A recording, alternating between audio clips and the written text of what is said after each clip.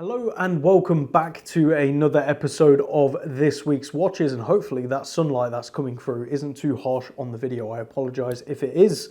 And this week we have 12 incredible watches for you guys and girls, which will come as no surprise because every single week, Saturday, 9:30 a.m, we put new watches on the website. So if you're new here, that's what we do. Tune in every Saturday. And be sure to head over to the website, kibblewatches.co.uk. There's about 160 watches on there. And by the time this video goes out on Saturday, we'll have done a mostly website-wide price correction on all the watches. So just small alterations here and there, some bigger than others, just to keep everything in line with the market. Because as always, I try to be the best priced pretty much in the UK. Obviously factors go into it like condition, like set, like many other things. But as always, the prices are pretty much on the ball, so do check that out. Now, I apologise for the cap and probably looking quite tired. It's exhausting with two children, as a lot of you will probably know, but we're also in the process of moving house again, so it's all up in the air. Got a bit of a cold, need a haircut, and yeah, just the cap is easier, so there you go, get that out of the way. Now, before we crack on with the watches on the table today, and there really is a selection from Grand Seiko to Bremont to vintage Movado and Zodiac to Oris. There really is something for everyone, as always.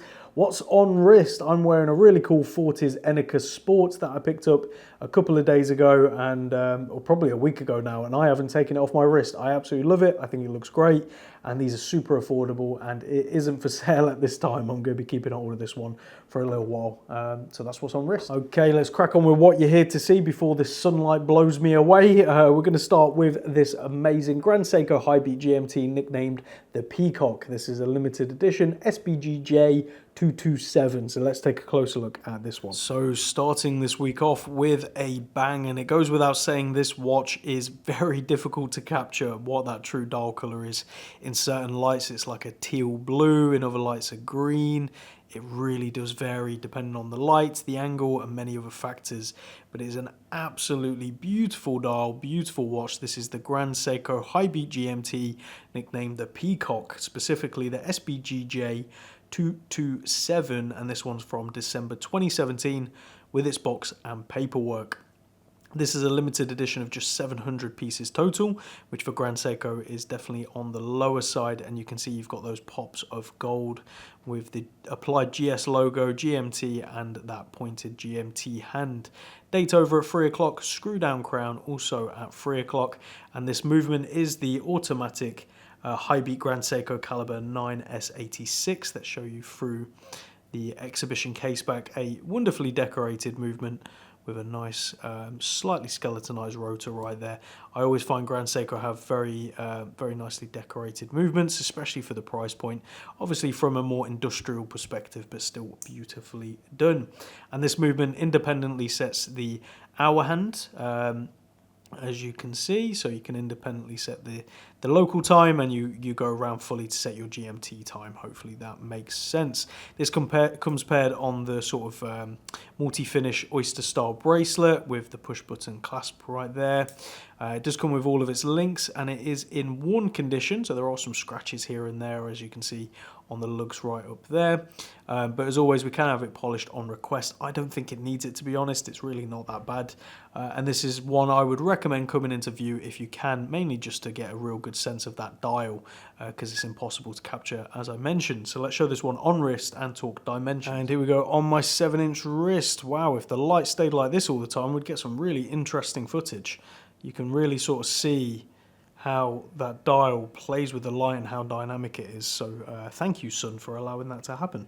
This is 40mm by 46mm lug to lug, 14mm on the thickness and 19mm on the lugs, with drilled lug holes to make strap changing nice and easy. So go check this one out on the website today. From there over to a Grand Seiko Spring Drive AJHH Red Flake. So we've got the red Snowflake currently in stock, and now this one, which is the generation before the other one I have in stock. So both in stock at the moment as of the time we're recording this video, so it'll be a great opportunity to come in and see both. So let's take a closer look at this one. Next up is the Red Flake Grand Seiko limited edition. As you can see, this is part of the older generation with the Seiko and Grand Seiko both proudly stated on the dial, and you've got the red highlights down there with the spring drive and the power reserve, indicator right there. Wow, this light is really demonstrating the dial. You can't really beat natural light, and here in the UK, that is a honour to have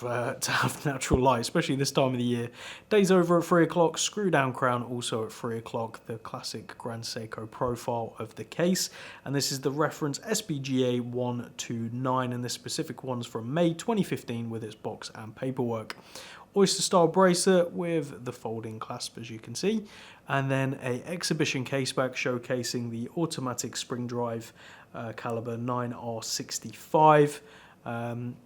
And it has all around the outside about the AJHH, which is an association that this is a limited edition for. And as I say, we have both editions of this, so this one and then the other one, the red Skyflake with the red ring around as well. So a great opportunity to come and see both, which you don't see often, and get a real sense for them both. But let's show this one on wrist and talk dimensions. And here we go on my 7-inch wrist. Really nice proportions with this one, slightly on the thicker side, but again that really helps with the wearability in my opinion. So this is 39mm by 46mm lug to lug, only 12.5mm on the thickness and 19mm on the lugs, again with drilled lug holes to make strap changing nice and easy. And with that dial, this would definitely look good on a range of straps. So go check this one out on the website today. From there over to another limited edition Grand Seiko, this time the wonderful high beat, spring drive, I am mistaken, Suki Tenshin. I'm probably butchering that, but a limited edition of 1,500 pieces with a beautiful blue dial. So let's take a closer look at this one. Now on to another amazing limited edition Grand Seiko, and I'm not going to try and pronounce the name again. You heard me butcher it in the intro. So there we go. This is the reference SBGY009G, a limited edition of 1,500 pieces with that gorgeous blue sunburst dial, as you can see, with that attractive pattern throughout. Super simple on the text with Grand Seiko up at 12 o'clock with the highlight of gold, which matches the second hand, as you can see, and spring drive. Really clean aesthetic, really beautifully done. And the classic SBGY case with the crown at 3 o'clock, a very nice leather strap with Grand Seiko folding clasp, and an exhibition caseback which features a power reserve on the caseback, which is always a nice touch, as you can see. So that is the Grand Seiko manually wound spring drive caliber 9R31, and this watch is from August 2022 in worn but very fair condition, as you can see, and a really wonderful example if you're after this, and priced as such. So let's show this on wrist and talk dimensions. And here we go on my 7-inch wrist. This is definitely the one for the collector out there looking for a nice blue dial from Grand Seiko, but wants something a little different. This definitely ticks that box. So this is 40mm by 46mm lug to lug, only 10.5mm on the thickness, so it actually kind of has a bit of a cushion case feel, even though it's not a cushion case. Very low to the wrist as well. 19mm on the lugs with drilled lug holes to make strap changing nice and easy. So go check this one out on the website today. And then a Seiko Prospex diver limited edition 62 mass. This is the SLA 017 from 2017. Basically one of the first one of the first 62 MAS re-editions that they did an incredible job of. So let's take a closer look at this one. Now for the Seiko 62 MAS re-edition or reinterpretation. They have many different names for these kind of things. And this was released originally in 2017, I believe, and this one specifically from June 2017, limited to 2,000 total. And it was the most true, I would say at the time anyway, the most true to original 62 mass they had released. They just beefed up the whole thing to make it a bit bigger, so we'll talk dimensions shortly. But this is the reference SLA 017 with that gorgeous silver dial, as you can see, and the nice bold indices and hands, which have that very nice yellowish tinge to them, very much like the original. Black bezel around the outside. It's got a couple of marks here and there, so do keep that in mind. Date over at 3 o'clock, and a big screwed down Seiko sign crown, again very true to the original. Nice case proportions and profile. Again, true to the original 62 MAS. They've done a very good job, and they added a Seiko bracelet, as you can see. As we open it up, you're presented with a nice case back, which will look very familiar to anyone who's ever been interested or collected the 62 MAS over the years. And inside is an automatic Seiko caliber 8L35, essentially a Grand Seiko movement. So you get a very high quality watch, well built watch with Seiko on the dial. but it's pretty much a Grand Seiko. So let's show this one on wrist and talk dimension. And here we go on my 7-inch wrist. Again, you've got that light coming in, so it's going to really show off how dynamic this watch is. So whilst it's on the bigger side and the thicker side, it still does wear really well, as you can see. So dimensions wise, what you're looking at here is 40mm by 47.5mm lug to lug, 14mm on the thickness, and again 19mm on the lugs with drilled lug holes to make strap changing nice and easy. So go check this one out on the website today. From there over to one of the last releases when Bremont was Bremont. This is the Bremont H1 Supernova 40mm pitch black.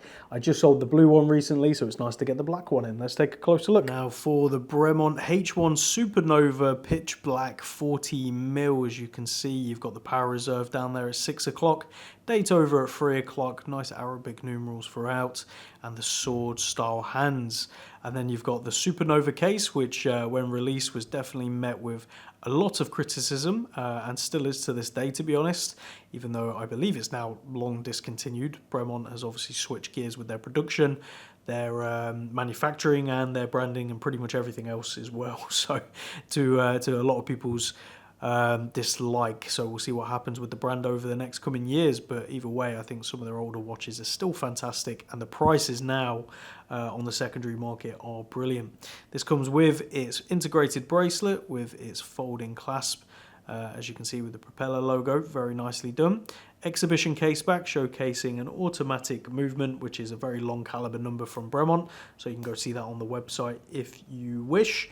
And this one's from December 2022 with its box and paperwork and all of its links. Very attractive dial. I think they've done a really good job with the dial on this one. For me, the case doesn't quite do it for me personally, but I have to admit, on wrist, it's a lot better than you would believe. So don't hesitate to book an appointment to come view this one, especially if you're on the fence. You never know. Trying it on may make that difference. It's definitely made me appreciate it more, but it's still not quite the watch for me. Recessed screw down crown right there, and you've got the triptych style case that Bremont were famous for, which is still included here. So let's show it on wrist and talk dimensions. And here we go on my 7-inch wrist. As you can see, it's by no means a small watch, but this is sized to me right now, and it actually hugs the wrist quite nicely. So what you're looking at dimensions wise is 40mm by 53mm lug to lug, 11mm on the thickness, and 25mm on the integrated bracelet, tapering down slightly towards the clasp. So go check this one out on the website today. From there, let's switch up a little bit. Let's go vintage. We're going to go over to this incredible, and I mean incredible, 1930s Zodiac chronograph with the Landeron 47, which in and of itself is quite a rare movement, and this is an original salmon dial in 34mm. I'm blown away by this watch, so let's take a closer look. Now for a watch I've been super excited to bring you to the website. That's this gorgeous vintage 1930s. This watch is nearly 100 years old. Zodiac chronograph with its original blued hands and original salmon dial, which you can see is aged gorgeously. You've got those slanted Roman numerals around the outside, which really sort of draw your eyes inwards, and all the scales and everything. It just looks complicated and vintage and all of the best things about it. This is a reference 71477, and the 34mm steel case is gorgeous. You've got the chrome crown and pushers, as you can see, which are nicely squared and original, and the case profile is wonderful, nice and original too. As we flip it over, you can still see the numbers nice and clear on the stainless steel case back. This whole thing is really, really impressive. Inside is a manually wound Landeron caliber 47, and you'll see you've got two pushers and a pusher in the crown, a mono pusher. So the way this works is you have the start at the top as normal with the chronograph. You have the stop at the bottom, so kind of different, and this one resets the chronograph. Obviously, this being nearly 100 years old, this isn't going to be the most accurate watch in the world, and you've got to be very sort of sturdy but also careful with the pushers. It's a really nice click, as you can hear. So start, stop, and it also allows you to stop and start again. Quite a unique feature with the mono pusher, with the pusher in the crown as well, like a button. So sorry, stop and then reset with that one. Really nicely done. Feels wonderful to use and just looks incredible, especially paired on this brown suede. I just can't get over how amazing this watch is and how well priced it is for what you get. So let's show it on wrist and talk dimensions. And here we go, paired on my 7-inch wrist. You can see it absolutely wonderful. I also forgot to mention it's got a really nice domed crystal in there, which just looks beautiful.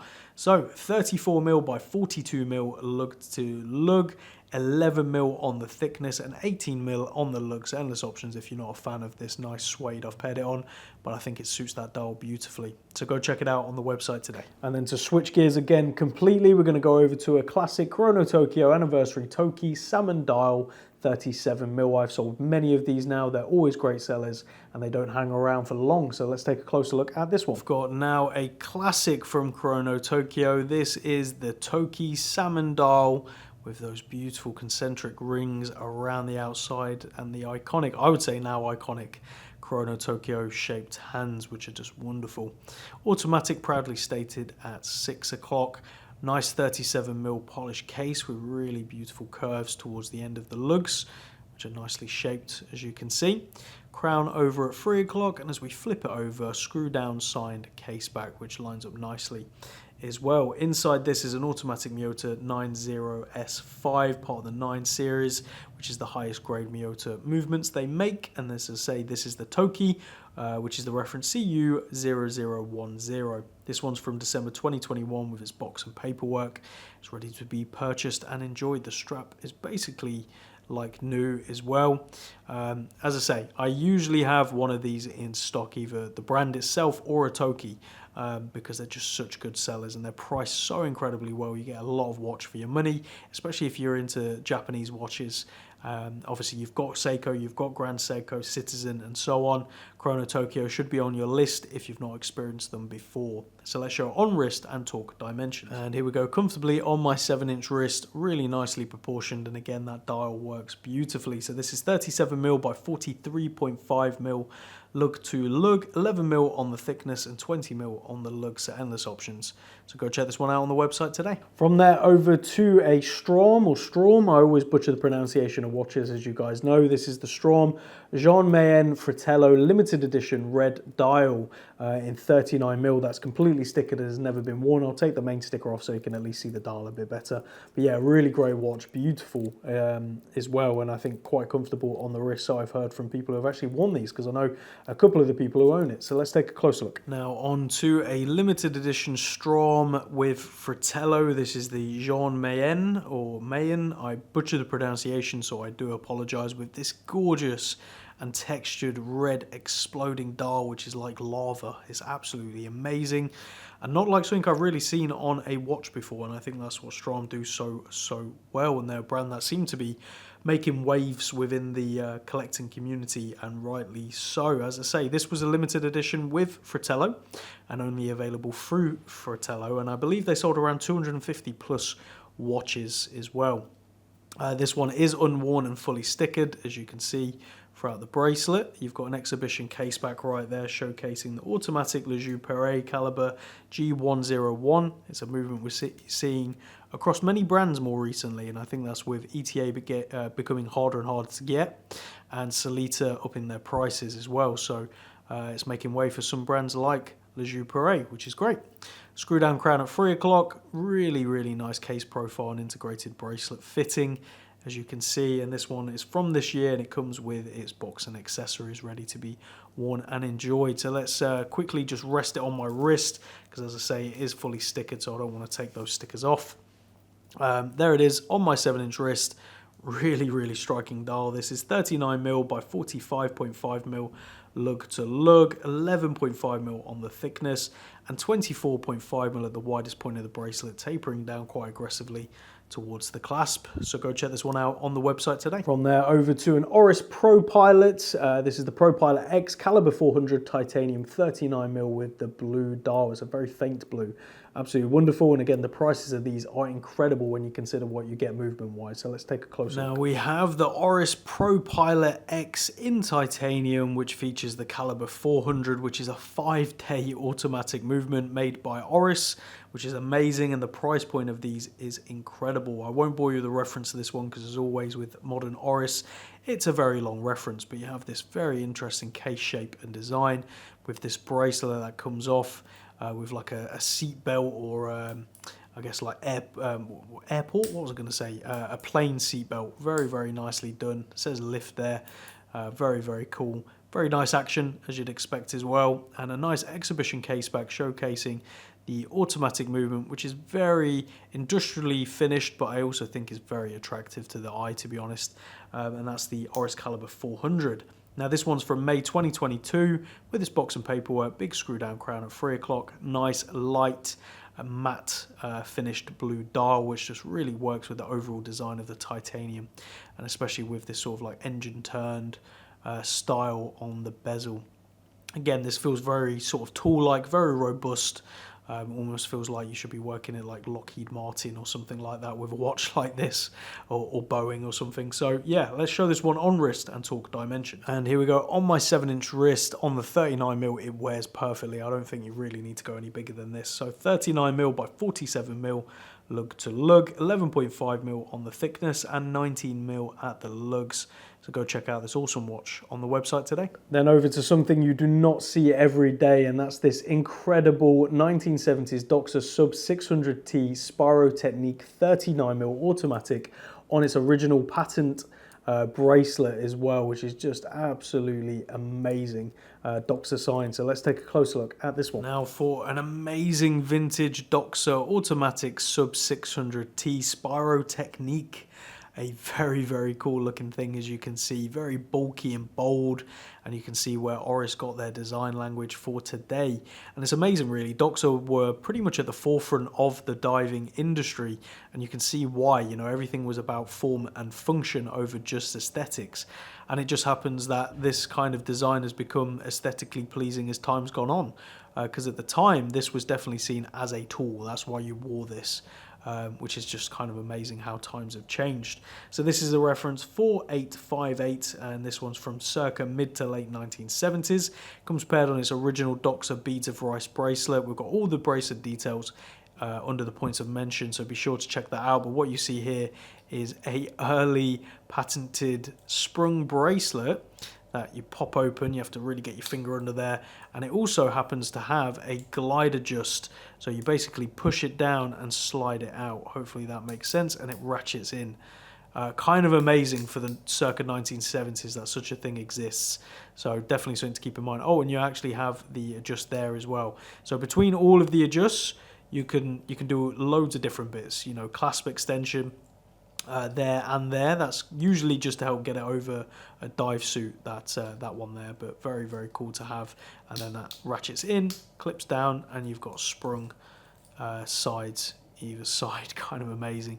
Signed screw down case back, and inside it is a automatic ETA caliber 2872, which is a quick set date. You can see the little diver, scuba diver there on the dial. Absolutely beautiful. If you look closely, you will see some speckles on the dial. That's remnants of the original loom, which some of it has flaked away. Quite common, and it happens. We've left it on the dial because I actually think it looks kind of cool. You've got the original bezel with the original loom in the bezel. You also have the original dial with original loom on the dial and the second hands, whereas the hour and minute hands have been re-loomed to match.